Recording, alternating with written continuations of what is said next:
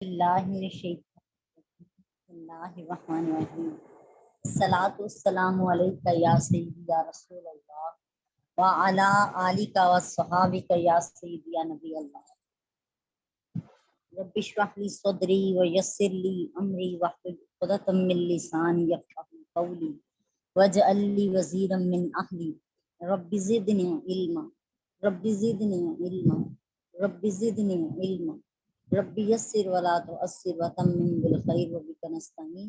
اللہم اجرنی فی مصیبتی واخلف لی خیرا منها اللہم صلی علی سیدنا و مولانا محمد وعلی آلہ وصحبہ وبارک وسلم۔ جامعہ دختران اسلام کے ترجمۃ القرآن کورس میں آپ سب کو خوش آمدید ہے۔ اللہ تعالی ہمیں زبان، کان اور دل کے فتنے سے محفوظ کرے اور میری زبان پہ کلمہ حق جاری فرما دے۔ اعوذ باللہ من الشیطان الرجیم بسم اللہ الرحمن الرحیم۔ آج ہم نے سورہ النساء کی آیت نمبر 13 سے سٹارٹ کرنا ہے۔ تلک حدود اللہ، یہ اللہ تعالیٰ کی حدیں ہیں۔ ومن یطع اللہ، اور جو اطاعت کرے اللہ کی، ورسولہ، اور اس کے رسول کی، یدخل جنات تجری من تحتها الانہار خالدین فیہا، وہ داخل ہوں گے ان باغات میں جن کے نیچے نہریں رواں ہیں، وہ ان باغات میں ہمیشہ رہیں گے۔ وذالک الفوز العظیم، اور یہی سب سے بڑی کامیابی ہے۔ محاورتاً ترجمہ پڑھ لیتے ہیں۔ یہ اللہ کی مقرر کردہ حدیں ہیں، اور جو کوئی اللہ تعالیٰ اور اس کے رسول صلی اللہ علیہ وآلہ وسلم کی فرما برداری کرے، اسے وہ بہشتوں میں داخل فرمائے گا جن کے نیچے نہریں رواں ہیں، ان میں ہمیشہ رہیں گے، اور یہ بڑی کامیابی ہے۔ وَمَن يَعْصِ اللَّهَ وَرَسُولَهُ وَيَتَعَدَّ حُدُودَهُ يُدْخِلْهُ نَارًا خَالِدًا فِيهَا وَلَهُ عَذَابٌ مُّهِينٌ۔ اور من جو یعصی نافرمانی کرے اللہ کی، ورسولہ، اور اس کے رسول کی، وَيَتَعَدَّ حدودہ، اور جو بڑھے اللہ کی حدوں سے آگے، یا جو زیادتی کرے اللہ کی حدوں سے بڑھ کر، یدخل، اور وہ داخل کرے گا اس شخص کو، نارن، اس آگ میں، خالدن فیہا، جس میں ہمیشہ وہ رہے گا، وَلَهُ عَذَابٌ مُّہین،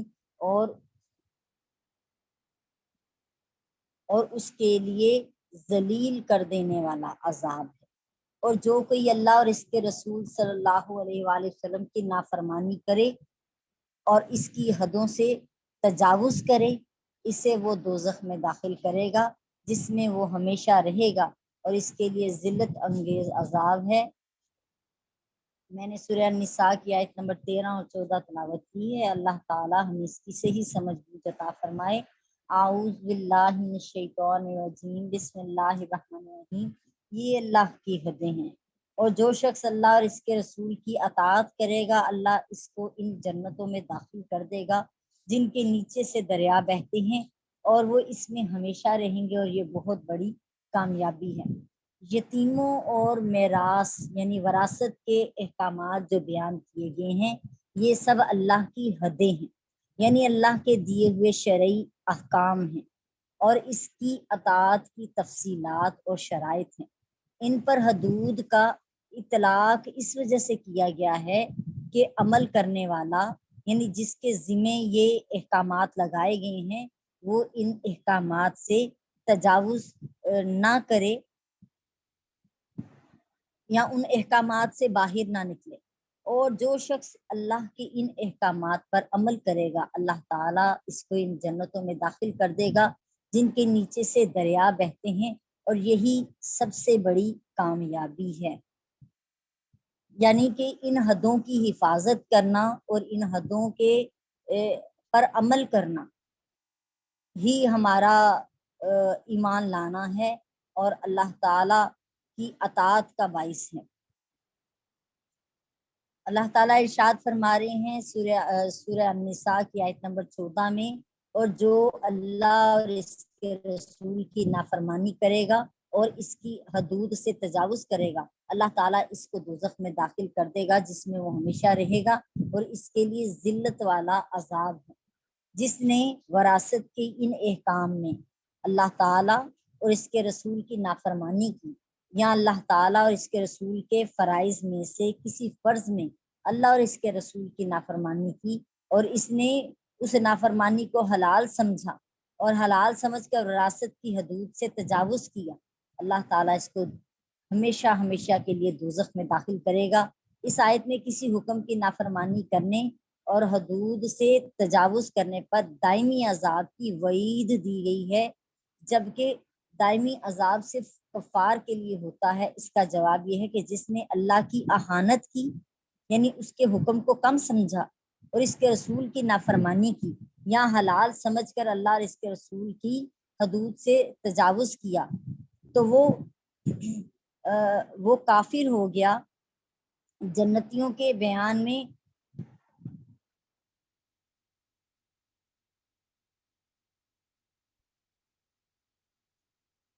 جمع کا صیغہ استعمال کیا گیا ہے،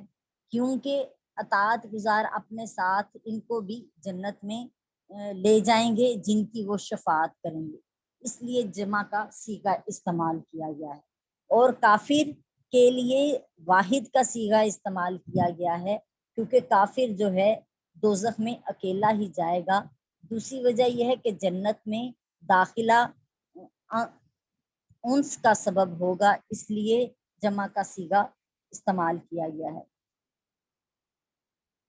جبکہ دوزخ میں داخلہ جو ہے وہ وحشت کا سبب بنے گا،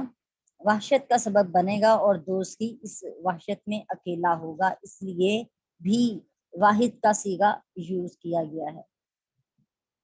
اس آیت سے یہ بھی پتہ چلتا ہے کہ جس نے وراثت کے کسی حکم میں نافرمانی کی وہ ہمیشہ دوزخ میں رہے گا۔ اس سے یہ معلوم ہوا کہ فاسق جو گناہ کبیرہ کا مرتکب ہے وہ دوزخ میں رہے گا۔ اس کا جواب یہ ہے کہ یہ آیت عدم عفو کے ساتھ مقید کی گئی ہے، یعنی اس کے قید میں ہے، یعنی اگر اللہ اس کو معاف نہ کرے تو وہ ہمیشہ دوزخ میں رہے گا، لیکن اللہ جس وقت چاہے اور جب چاہے اگر ان کی معافی ہو جائے تو اللہ تعالیٰ ہر چیز پہ قادر ہے۔ لیکن اگر یہ اس صورت میں ہے کہ اگر اس نے توبہ نہ کی تو وہ ہمیشہ دوزخ میں ہی رہے گا۔ حضرت انس بن مالک رضی اللہ تعالیٰ عنہ بیان کرتے ہیں، سنن ابن ماجہ کی حدیث پاک ہے، جو شخص کسی وارث کی میراث سے بھاگا، اللہ تعالیٰ قیامت کے دن جنت سے اس کی وراثت کو منقطع کر دے گا، یعنی جنت سے اس کی وراثت کو ختم کر دے گا۔ اللہ تعالیٰ ہمیں سمجھنے کی توفیق عطا فرمائے کہ ہم میں سے اکثریت ایسی ہے جو کہ بیٹوں کو تو حقوق مل جاتے ہیں لیکن بیٹیوں کو ان کے حق نہیں دیتے، ان کے لیے سخت وعید ہے۔ اللہ تعالیٰ ہمیں سمجھنے کی، عمل کی توفیق عطا فرمائے۔ اگر ہماری سوچ یہ ہے کہ ان کی شادیوں پہ، ان کے جہیزوں پہ خرچ کر دیا جاتا ہے، تو اس چیز کے بارے میں ان بیٹیوں سے پوچھ لیا جائے کہ تمہاری وراثت میں سے تمہارے جہیز بنا دیا جائے، یا پھر تمہاری شادی پہ یہ اتنا خرچہ آ رہا ہے، یہ تمہارے حق میں سے استعمال کر لیا جائے۔ تو جو حق رکھتا ہے وہی اس کے بارے میں بتا سکتا ہے کہ آیا کیا معاملات ہیں۔ سادگی ہی سب سے بہتر ہی پسند کی جائے گی جب انسان کے درمیان ایسے معاملات آ جائیں گے۔ اللہ تعالیٰ ہمیں توفیق عطا فرمائے کہ جو ہمارے ماں باپ کا ترکہ ہے اس میں ہم بیٹیوں کے اور بیٹوں کے حقوق برابر ادا کریں جیسے اللہ تعالیٰ نے فرمائے ہیں۔ اگلی آیہ کریمہ شروع کرتے ہیں۔ سورہ النساء کی آیت نمبر 15 ہے، واللاتی یأتین الفاحشہ من نسائکم فاستشہدوا علیہن اربعۃ منکم فإن شہدوا فامسکوہن فی البیوت حتی یتوفاہن الموت او یجعل اللہ لہن سبیلا۔ واللاتی جو عورت یأتین الفاحشہ جو عورت بدکاری کی مرتکب ہو من نسائی عورتوں میں سے کم تمہاری فاستشہدوا پس تم گواہ بنا لو علیہن ان پر اربعۃ منکم چار گواہ اپنے چار گواہ لے آؤ اس بات پر دلیل دینے کے لیے شاہدو پس اگر وہ گواہی دیں فامسکوہن تو انہیں اپنے انہیں روک رکھو فی البیوتی اپنے گھروں میں حتیٰ یہاں تک کہ یتوفاہن الموت ان پر موت آ جائے او یجعل اللہ لہن سبیلا یا پھر اللہ تعالیٰ ان کے لیے کوئی راستہ نکال دے۔ اور تمہاری عورتوں میں سے جو بدکاری کی مرتکب ہوں یا بدکاری کا ارتکاب کر بیٹھیں تو ان پر اپنے لوگوں میں سے چار مردوں کی گواہی طلب کرو، پھر اگر وہ گواہی دے دیں تو ان عورتوں کو گھروں میں بند کر دو یہاں تک کہ موت ان کے لیے عرصہ حیات کو پورا کر دے یا اللہ تعالیٰ ان کے لیے کوئی راہ یعنی نیا حکم مقرر فرما دے۔ اور تمہاری عورتوں میں سے جو بدکاری کریں، اس سے پہلی آیت میں اللہ تعالیٰ نے عورتوں کے ساتھ حسن سلوک کرنے کا حکم دیا، اس آیت میں اللہ تعالیٰ نے عورتوں کی بدکاری پر انہیں اور یہ بھی در حقیقت ان کے ساتھ حسن سلوک ہے، کیونکہ سزا ملنے کے بعد جب وہ بدکاری سے باز آ جائیں گی تو آخرت کی سزا سے بچ جائیں گی جو دنیا کی سزا سے کئی درجے زیادہ ہے۔ دوسری وجہ یہ بتلانا ہے کہ عورتوں کے ساتھ حسن سلوک کا معنی یہ نہیں کہ انہیں بے حیائی کے لیے بے لگام چھوڑ دیا جائے۔ تیسری وجہ یہ بھی بتانا ہے کہ احکام شرعی جو ہیں وہ اعتدال پر مبنی ہیں، ان میں نہ افراط ہے نہ تفریط ہے، نہ یہ کہ عورت کو بالکل دبا کے رکھ دیا جائے اور اس کے حقوق سلب کر لیے جائیں، اور نہ ہی ایسا ہے کہ ان کو بالکل آزاد چھوڑ دیا جائے اور بے راہ روی پر بھی اس سے محاسبہ اور مواخذہ نہ کیا جائے۔ جمہور مفسرین کا یہ کہنا ہے کہ اس آیت میں بدکاری سے مراد زنا ہے، کیونکہ جب عورت کی طرف زنا کی نسبت کی جائے تو اس کا ثبوت اسی وقت ہوتا ہے جب اس کے خلاف چار مسلمان مرد گواہی دیں۔ اسلام میں ابتداً اس کی یہ سزا تھی کہ ایسی عورت کو تا حیات گھر میں قید کر دیا جائے یا اللہ ان کے لیے کوئی اور راہ جو ہے پیدا فرما دے، اور وہ راہ کیا تھی؟ سورہ نور میں آگے اس کے بارے میں حکم آ گیا کہ وہ راہ یہ تھی کہ کواری عورت کو اور کوارے مرد کو جنہوں نے زنا کیا ہے انہیں 100 کوڑے لگائے جائیں، اور جو شادی شدہ ایسا کریں زنا کے مرتکب ہوں یعنی اپنے مرد کو چھوڑ کر کسی غیر مرد کے ساتھ اختلاط کیا ہے، اور اسی طرح غیر مرد جو ہے اسی طرح کوئی مرد غیر عورت کے ساتھ اختلاط کر رہا ہے تو اس صورت میں شادی شدہ کو رجم کیا جائے، سنسار کر دیا جائے۔ اس راہ کا بیان نبی کریم علیہ السلام کی حدیث پاک میں ملتا ہے، صحیح مسلم شریف کی حدیث پاک ہے۔ حضرت عبادہ بن صامت رضی اللہ تعالی عنہ بیان کرتے ہیں کہ نبی کریم صلی اللہ علیہ وآلہ وسلم نے فرمایا مجھ سے لے لو، مجھ سے لے لو۔ اللہ تعالیٰ نے حضور علیہ السلام اعوذ باللہ من الشیطان الرجیم بسم اللہ الرحمن الرحیم، نبی کریم علیہ السلام نے فرمایا مجھ سے لے لو، تو اللہ تعالیٰ نے عورتوں کے لیے راہ پیدا کر دی ہے۔ اگر کوارا مرد کواری عورت کے ساتھ زنا کرے تو 100 کوڑے لگاؤ۔ مجھ سے لے لو سے مراد یہی تھا کہ حکم نازل ہو چکا ہے اور اس حکم کے بارے میں سن لو کہ کیا اللہ نے حکم دیا ہے، کیونکہ پیچھے آیا کریمہ میں ہم نے پڑھا ہے جب تک اللہ نہ کوئی ان کے لیے راستہ تلاش کر دے یعنی کوئی حکم صادر نہ فرما دے،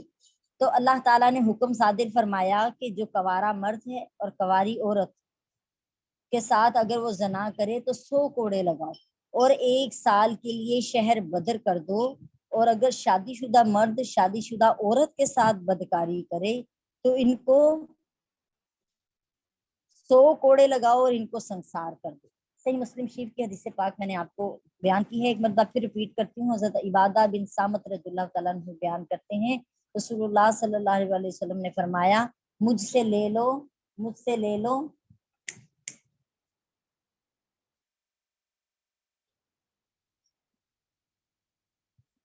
اللہ تعالیٰ نے عورتوں کے لیے راہ پیدا کر دی، اگر کوارا مرد کواری عورت کے ساتھ زنا کرے تو 100 کوڑے لگاؤ اور 1 سال کے لیے شہر بدر کر دو، اور اگر شادی شدہ مرد شادی شدہ عورت کے ساتھ بدکاری کرے تو ان کو 100 کوڑے لگاؤ، ان کو سنسار کر دو۔ اللہ تعالیٰ آگے ارشاد فرماتے ہیں تو ان کے خلاف اپنے 4 مسلمان آزاد گواہ طلب کرو۔ اب یعنی اگر کسی مرد نے دیکھا ہے کہ وہ کوئی عورت غیر شادی شدہ ہے یا شادی شدہ ہے، وہ زنا کی مرتکب ہوئی ہے، تو اس پر اس تہمت کے لگانے پر حکم ہے کہ 4 مردوں کو جو کہ مسلمان ہوں اور آزاد ہوں ان کی گواہی طلب کرو۔ مسلمانوں کا اس پر اتفاق ہے کہ حدود میں، یعنی یہ حدود کی جو کے مسائل ہیں، ان میں عورتوں کی گواہی قبول نہیں ہوتی۔ ظاہری بھی بیان کرتے ہیں کہ رسول اللہ صلی اللہ علیہ وآلہ وسلم اور آپ کے بعد دونوں خلیفوں کے زمانے میں یہ سنت تھی کہ حدود میں عورتوں کی گواہی جائز قرار نہیں دی گئی تھی۔ اسی طرح ایک اور شعبی بیان کرتے ہیں کہ حدود میں عورت کی گواہی بھی قبول نہیں اور نہ ہی غلام کی گواہی قبول ہے۔ زنا کے ثبوت کے لیے 4 مسلمان آزاد مردوں کی گواہی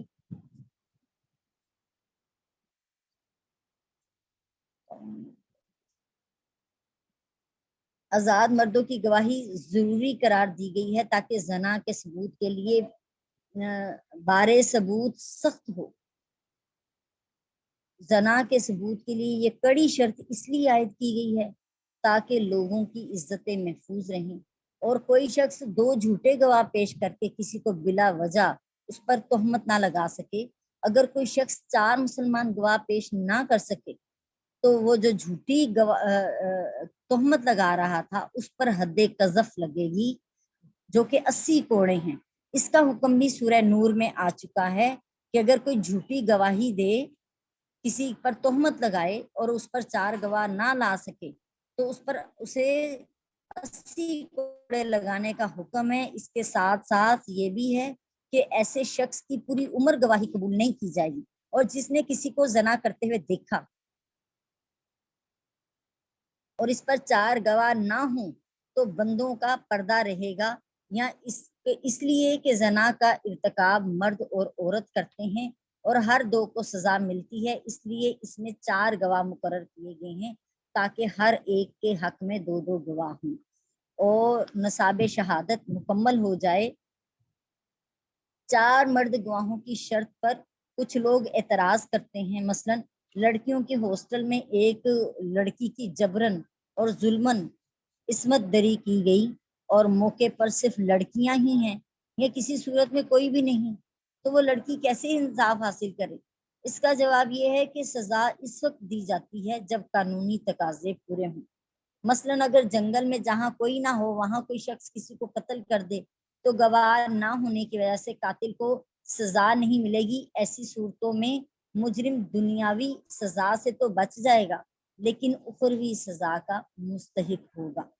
ایک وحشت زدہ کنواری لڑکی جس کا لباس تار تار اور خون آلود ہے روتی اور آنسو بہاتی ہوئی پولیس کے پاس پہنچتی ہے اور کہتی ہے کہ فلاں شخص نے اس کے ساتھ زنا بالجبر کیا ہے۔ اس شخص کو فوراً یعنی زبردستی زیادتی کے ساتھ اس کے ساتھ زنا کیا ہے، اس شخص کو اگر فوراً موقع واردات پر گرفتار کر لیا جاتا ہے اور میڈیکل رپورٹ بھی ثابت کرے کہ اس لڑکی کے ساتھ یہ زیادتی کی گئی ہے، تو اب سوال یہ ہے کہ اس کی وجہ سے اس شخص پر زنا کی حد لازم ہوگی یا بغیر 4 مرد گواہوں کے اس شخص کی طرف زنا کی نسبت کرنے کی وجہ سے اس لڑکی پر بھی حد قذف لگائی جائے گی؟ اس کا حل یہ ہے کہ ثبوت زنا کے لیے یقیناً یہ قوی کرینہ ہے، لیکن اس شخص پر حد لگانے کی بجائے اس کو تعزیراً سزا دی جائے گی۔ جیسے فقہا کہتے ہیں کہ فقہا شراب کی بو کی بنا پر شراب کی حد تو جاری نہیں کرتے لیکن تعزیراً اس کو سزا دیتے ہیں کہ وہ اس کے اثرات نظر آ رہے ہیں۔ باقی یہ رہا سوال کے بغیر 4 مردوں کے کسی شخص کی طرف زنا کی نسبت کرنا قذف ہے تو اس کو تہمت لگانا ہے، اس لیے اس لڑکی پر حد قذف لگنی چاہیے۔ اس کا جواب یہ ہے کہ قذف اس وقت لگے گی جب کوئی شخص کسی کو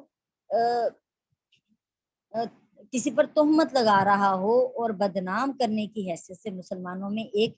فحش بات کو پھیلانے کی غرض سے اس پر زنا کی تہمت لگائے۔ اس کے علاوہ اگر کسی غرض صحیح کی وجہ سے کوئی شخص کسی کی طرف زنا کی نسبت کرے تو یہ قذف نہیں ہے۔ مثلا ایک شخص جو ہے وہ حاکم کے سامنے اعتراف جرم کرتا ہے، کہتا ہے کہ میں نے فلاں عورت کے ساتھ زنا کیا، اس لیے مجھ پر حد جاری کی جائے۔ اب اس کے اعتراف سے اس پر تو زنا کی حد لازم ہو جائے گی، لیکن اس کے اعتراف سے اس عورت پر اس وقت تک حد نہیں لگے گی جب تک وہ عورت خود اعتراف نہ کرے۔ اور اس شخص نے جو اعتراف جرم کرتے ہوئے یہ کہا کہ اس نے فلاں عورت کے ساتھ زنا کیا ہے اور اس عورت کی طرف زنا کی نسبت کی ہے،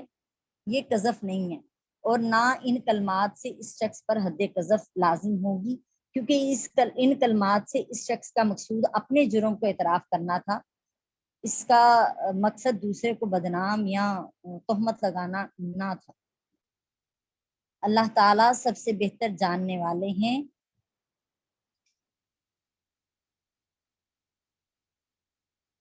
آیت کا باقی حصے میں آیا کہ اور تم میں سے جو 2 شخص بے حیائی کا ارتکاب کریں تو تم ان کو اذیت پہنچاؤ، بس اگر وہ توبہ کر لیں۔ اعوذ باللہ من الشیطان الرجیم، بسم اللہ الرحمن الرحیم۔ آیت نمبر 16 ہے واللذانی یأتیانہا منکم فآذوہما فإن تابا وأصلحا فأعرضوا عنہما ان اللہ کان توابا رحیما۔ واللذانی، اور جو 2 شخص، 2 لوگ، یأتیانی ہا منکم، مرتکب ہوں بے حیائی کے تم میں سے، فآذوہما، پس ان دونوں کو ایذا پہنچاؤ، فإن تابا، پس اگر وہ توبہ کر لیں، وأصلحا، اور وہ اصلاح کر لیں، فأعرضوا عنہما، تو اعراض برتو یعنی درگزر کرو ان دونوں سے، ان اللہ کان توابا رحیما، بے شک اللہ تعالی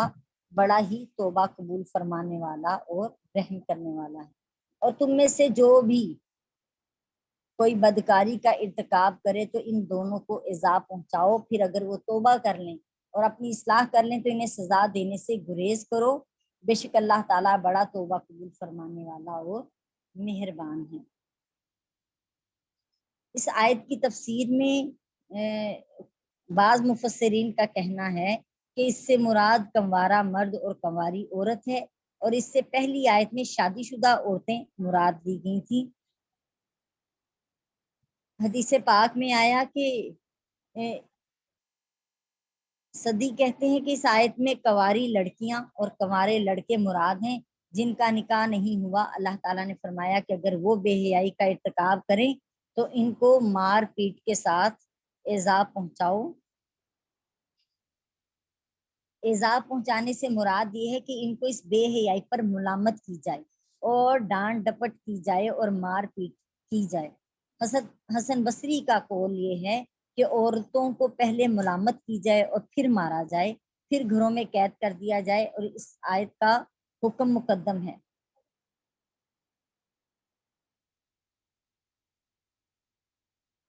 جمہور مفسرین کے نزدیک یہ ہے کہ ان دونوں آیتوں کا حکم سورہ نور سے منسوخ ہو گیا کہ جن میں کنواروں کے لیے زنا کی حد 100 کوڑے بیان کر دی گئی، اور جو شادی شدہ ہیں، شادی شدہ زانیوں کے لیے سنسار کر دینے کی حکم جو ہے وہ بیان کر دی گئی ہے۔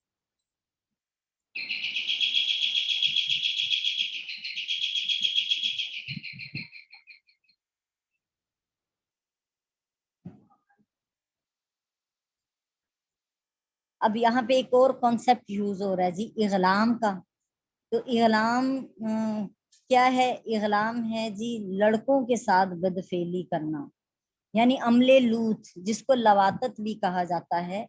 سورہ آراف کی آیت نمبر 80 اور 81 میں بیان ہوا۔ اور لوط کو بھیجا جب انہوں نے اپنی قوم سے کہا تم ایسی بے حیائی کرتے ہو جو تم سے پہلے دنیا والوں میں سے کسی نے نہیں کی، بے شک تم عورتوں کو چھوڑ کر مردوں سے نفسانی خواہش پوری کرتے ہو،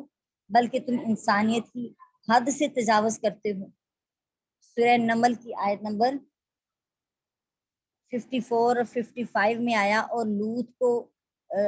یاد کیجئے جب انہوں نے اپنی قوم سے کہا تم آپس میں دیکھتے ہوئے بے حیائی کرتے ہو،